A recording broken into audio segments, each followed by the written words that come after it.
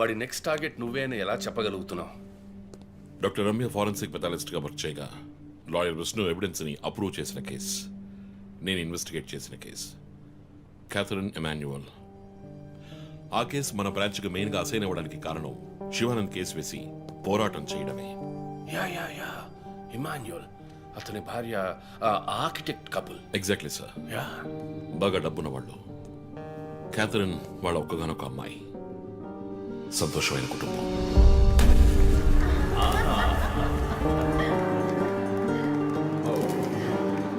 Oh my God!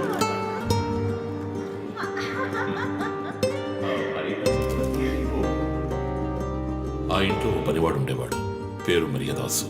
పనివాళ్ళ కాకుండా కుటుంబంలో ఒకటిగా కలిసిపోయాడు. వంట పని చేయడం, ఇంటి పని చేయడం, క్యాథరిన్ని స్కూల్కి డ్రాప్ చేయడం అన్నీ వాడే చూసుకునేవాడు.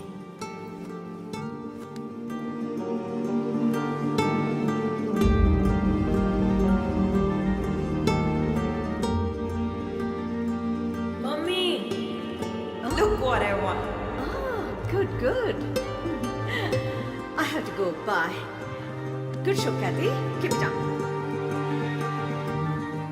Good. బాగా బిజీగా ఉన్న పేరెంట్స్ దగ్గర దక్కని ప్రేమ, అభిమానం క్యాథరిన్కి మరియదాస్ దగ్గర దక్కాయి.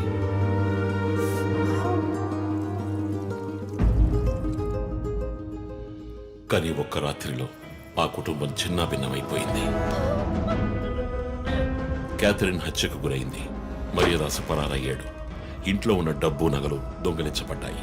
పోలీసులు మరియదాసుని సస్పెక్ట్ గా డిక్లేర్ చేసి కేసు ఫైల్ చేశారు.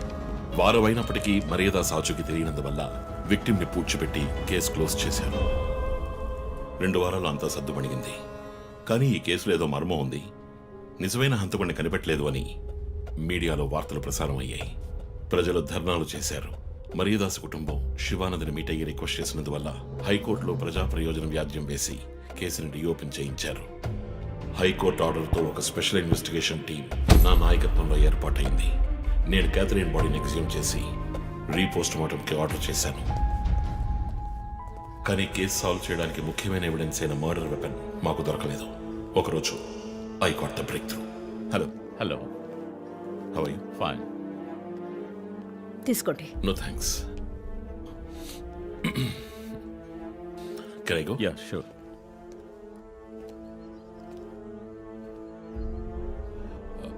ఓ, మీరు గోల్ఫ్ ప్లేయరా? Yes, sir. ఏ క్లబ్లో ఆడుతున్నారు? గచ్చిబౌలి క్లబ్లో. నేను race club player. Just beginner. మీ అంత కాదులేండి. అడిగిన ప్రశ్నలకు మాత్రం ముక్తసరిగా సమాధానం చెప్పారు. కూతుర్ని పోగొట్టుకున్న దుఃఖంలో ఉన్నారని నేను పెద్దగా పట్టించుకోలేదు. అప్పుడే ఒక విషయం గమనించాను. ఒక గోల్ఫ్ కిట్లో 16 క్లబ్బులుంటాయి.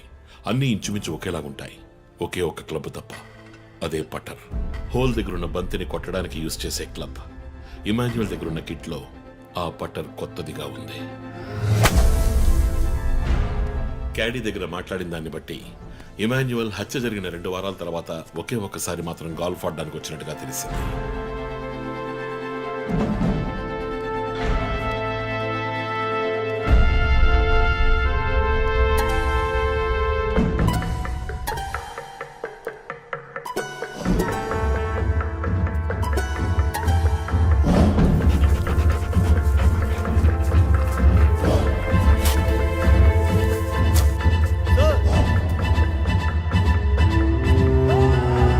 అనుమానం వచ్చిన చోట తవ్వగా దొరికిన గోల్ఫ్ పట్టర్ మేక్, ఫింగర్ ప్రింట్స్ బట్టి చూస్తే అది ఇమాన్యుయల్ కి చెందిన మిస్సింగ్ పట్టర్ గా తేలింది.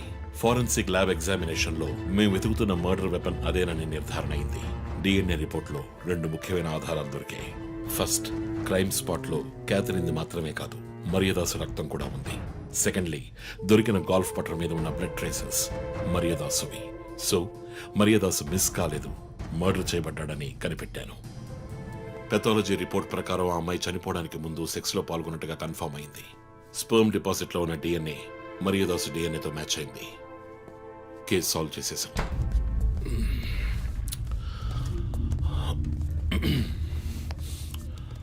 పోస్ట్ మార్టం రిపోర్ట్ ప్రకారం మరియదాసే ముందు చనిపోయాడు.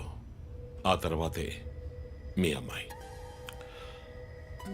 మీ ఇంటి సీసీటీవీ ఫుటేజ్ పరిశీలించి చూడగా అనుమానాస్పదంగా ఎవరూ లోపలికి రాలేదు. కానీ ముఖ్యంగా మరియదాసు డెడ్ బాడీ మీ ఫామ్ హౌస్లో దొరికింది. పార్టీ క్యాన్సిల్ అయితే ముందే చెప్పకర్లా? Big waste of time. ఛ! కొత్త కార్లో టెస్ట్ డ్రైవ్ వెళ్ళామనుకుంటే పోలా. ఆ,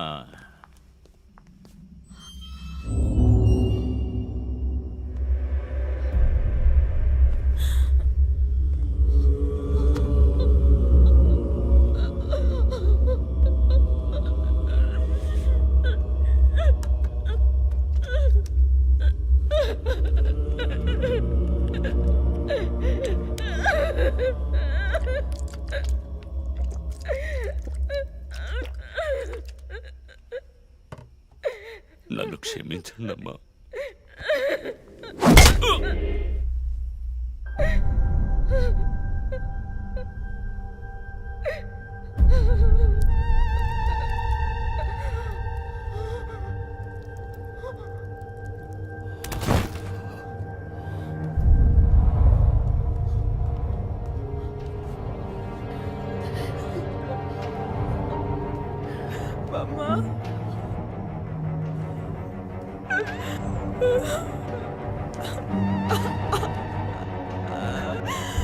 Why did you do this, Papa? Why?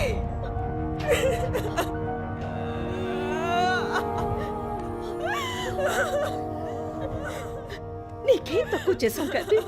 నీకేమైనా పిచ్చి పట్టిందా? చూడు, నువ్వు చిన్నపిల్లవి. నీ మంచి కోసమే చెప్తున్నాను. అంతా మేము చూసుకుంటాం.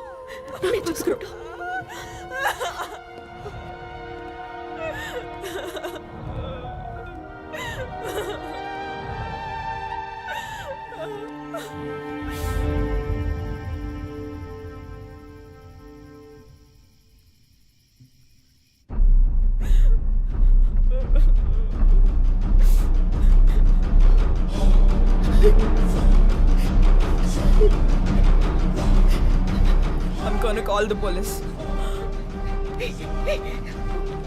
వద్దు. Mom, please leave me. వద్దు. Do something. Stop her. Kathy, Do పోలీసులు something. చెప్పొద్దు. Stop her. I told you to stop.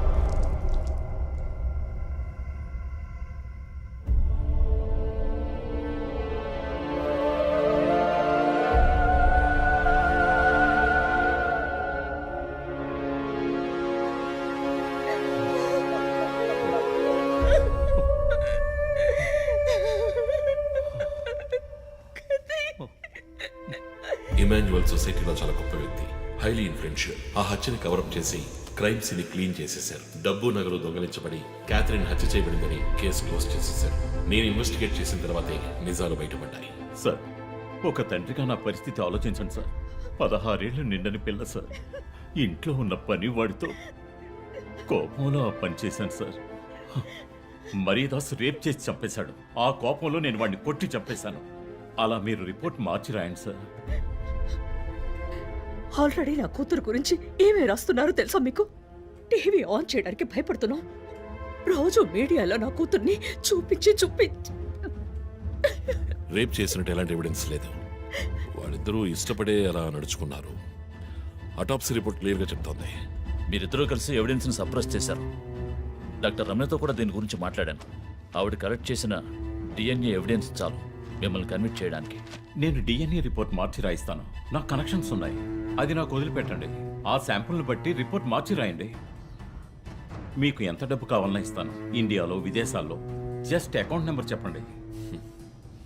Sir, మేమిద్దరం సిటీలో లీడింగ్ ఆర్కిటెక్ట్స్. మా రెప్యుటేషన్ ఏం కావాలి? అవమానం sir. We have done right. Yeah, we are done.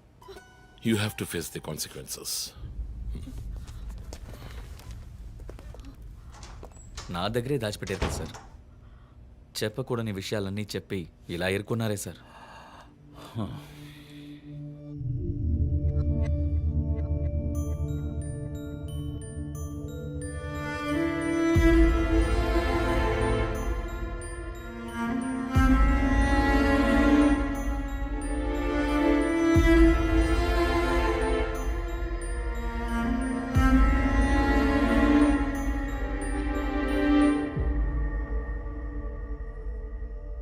Catherine వయస్సు మనల్ని అర్థం చేసుకోలేదు. అడిగిందల్లా కొనిచ్చాం. డబ్బు ఖర్చు చేసామే కానీ కొంచెం టైము ఖర్చు చేసి ఉండాల్సింది.